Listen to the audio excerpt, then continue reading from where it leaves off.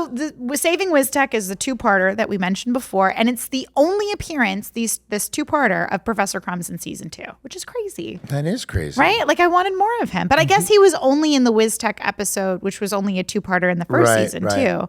But I think, like, as the show progressed and we got more, like, we invited more of the wizard world into regular world. Right. I feel like that's where he came back more frequently. Yeah, it wasn't odd at all that we had hundreds of kids with Wiz Tech things and the Harry Potter glasses just running willy-nilly around the sub shop. In the sub shop. Well, and Teresa even says, she's like, oh, we've got all these freaking kids around here in the sub shop, which basically the reason that we have all the kids from the wizard world or from Wiz Tech is because there has been obviously a plastic ball infestation. Okay, Peter Marietta, what was going on there? So we've established now that plastic is impervious to all magic. Yes, right? Like absorbs magic's its powers. Kryptonite. Yeah, which is super accessible. Like kryptonite's not accessible, but plastic is super. Like I could defeat magic with Tupperware. Right. So we've got the evil guy who has now filled Ronald Longcape Sr. Right. Yeah. Oh my God, he was so silly. He was very silly. Yeah, he was very Disney. He was definitely very a Disney villain. Channel villain. Yes, right? and so. Basically, Professor Crumbs is like, while we're dealing with the temporary closure of Wiztech, can we house all of these Wiztech students? And we get Enormous. Yes, and Josh Sussman comes back. Josh Sussman and Ronald Longcape Jr., who is played by Chad Duell, who went on to do over 1,000 episodes of General Hospital. Amazing. And actually married a friend of mine. Oh, really? Small World. Yeah. But he was... I'm happy for him and your friend. Yeah, he was a little evil. Like you could. He did a nice job. Yeah, he did a really good job. Yeah, of riding that line between not intimidating, funny, and evil all at the same time. Right. You know, he kind of did the Octavia Spencer thing a little bit, where it was funny, approachable, but still evil. Everybody, mind your ears. I'm going to do the Octavia Spencer laugh. Okay. That was a good impersonation. Thank you. So Enormous comes in there and he says he's barely able to fit through the door. Ronald Longcape Jr. says, we're the same size. And he goes, my luggage. Yeah, right. My luggage doesn't say that. And then Alex and Josh say hello to each other, and I just like that they're friends. I like that they're buddies. I thought that was cool. Well, but Josh is hard, and Enormous is hard not to be friends with. They're both just such lovely.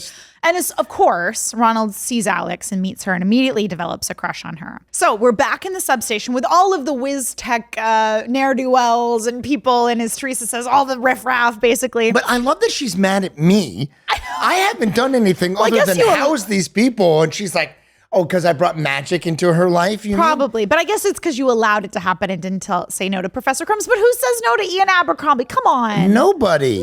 He's lovely. So Ronald is talking with Alex. Teresa's mad that there's a bunch of teenagers crowding the sub shop.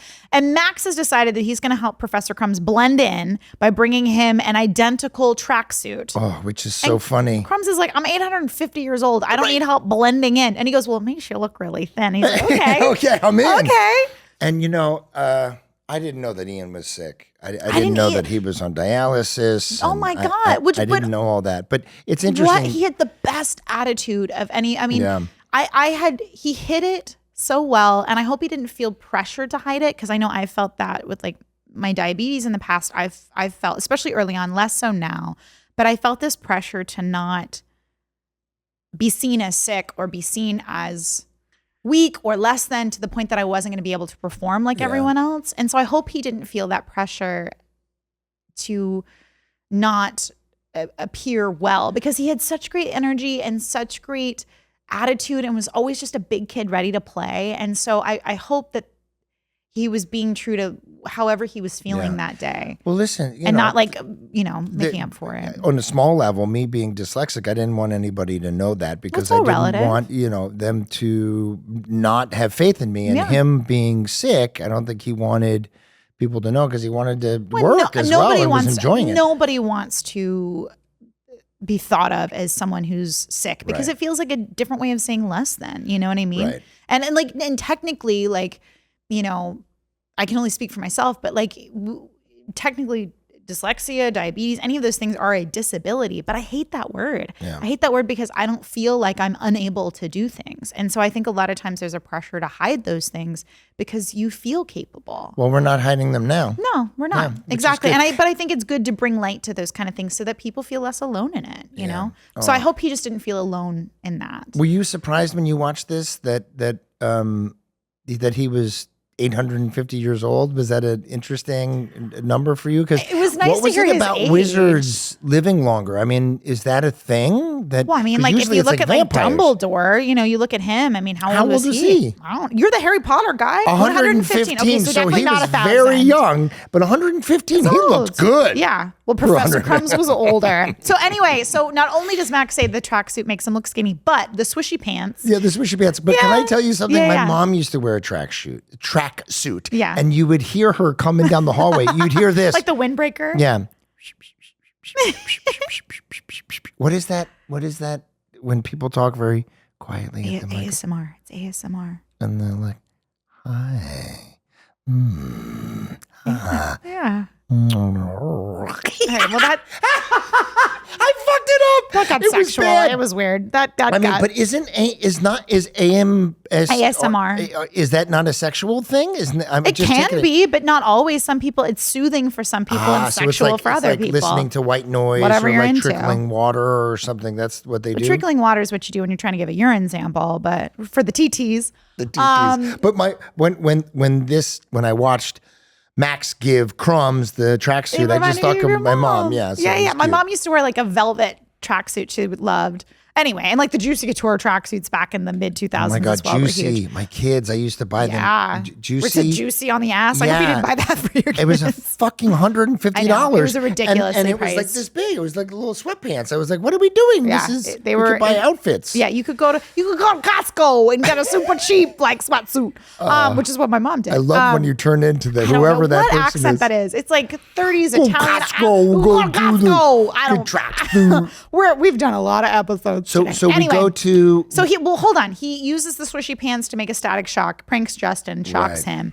And the joy that he got from static electricity. But again, big kid. Yeah. Professor Crumbs was a big kid. So Justin goes to Wiztech. I think that's where you're getting, right? Yeah. The fact that Crumbs is just sitting there in the sub shop and that Justin goes to try to save Wiztech is so silly. There's no one else in the wizarding world that's going to go and we're going to look away and we're going to suspend disbelief. We're going to do the Disney, huh? What? Yeah. I don't realize. And every time there's like stock footage of this castle. Yeah. You know, and the castle.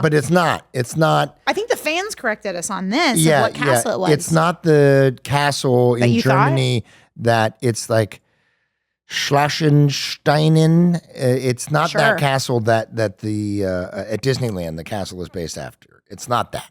It's a different one. Do you know which one it is? I think the fans have told us. No, I don't. But when I looked at it with Yulia, she's again, like, please. I think that's a castle in Germany. It looks like a German castle. Yeah. Cool story, David. If you guys do know what castle there is in the stock footage of Wiztech, please let us know. I think you have before, and forgive us for, not remembering and needing to jog our memory. We're old guys, okay? So Justin decides to go to Wiztech to investigate because he is the only one. The ball infestation by himself. There he meets Ronald Longcape Sr., Ronald Jr.'s father, and then after a brief conversation, very brief, Ronald Sr. admits that he was the one behind the ball infestation and that he and his son are evil. So Justin attempts to cast a spell, which we never talk about what it's supposed to do. The Spandau Ballet, tell me it's true, take this evil man, you know what to do. Right.